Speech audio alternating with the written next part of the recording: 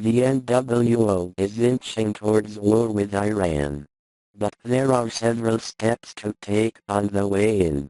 It was brought to the media's attention on Tuesday, October 11, 2011, that an Iranian plot to kill the Saudi ambassador to the United States was uncovered and defeated.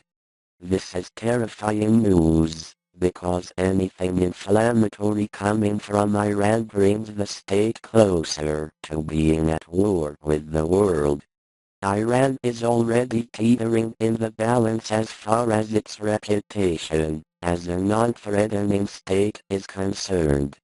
Remember the real excuse Bush used to go to war with Iraq and its former dictator Saddam Hussein? There were no WMDs in the end, and the region is no better off now than it was now 11 years ago. Looking for an excuse to topple the Iranian regime. Or let lesser excuses pile up. Look what happened to Saddam.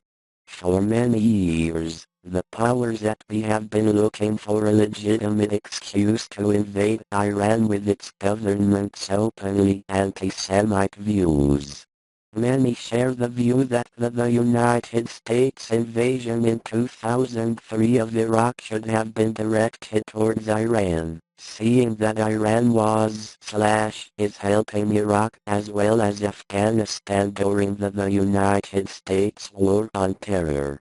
It is no secret that Iran has been supplying weapons to both Iraq and Afghanistan in an effort to undermine the United States' influence in the area.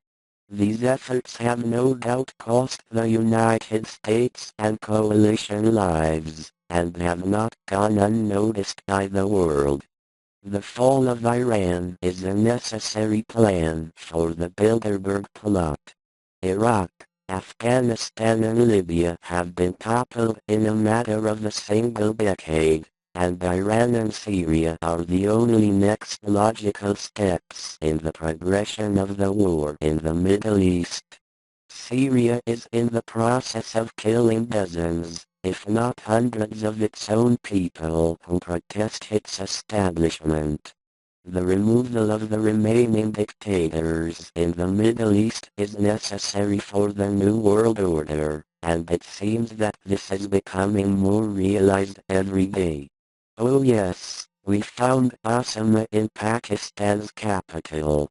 Did we already forget that, alas, Pakistan, the war on terror's only true frenemy in the region, was harboring the most wanted man in the world for supposedly 5 or 6 years. The war on terror started solely due to this one man, or Saddam? Wait, no, who is the cause of the war on terror anyway, who was living a life of luxury compared to what was commonly believed the belief he was cave-hopping in the mountainous region of Afghanistan. It is absurd not to think that the United States government doesn't feel any ill will towards the Pakistani government because of this. To take Pakistan one step further, it should be noted that indeed Pakistan is also directly responsible for the United States and coalition deaths in Afghanistan in the same capacity of Iran's interference. However, Pakistan, unlike all other Middle East nations besides Israel, has a nuclear arsenal, and this changes the situation from a logistical standpoint. China is watching all of this unfold from the shadows. It is typically well known that, since the death of Bin Laden, China has stated that the United States attack on Pakistani soil is an act of war to China as well. China is the wild card in this scenario, as it has been fairly neutral in this war on terror, if not slightly divergent towards the end game, which is not fully defined. Soon, China will start playing a more major role in this situation, and it will be interesting to see what capacity they will take.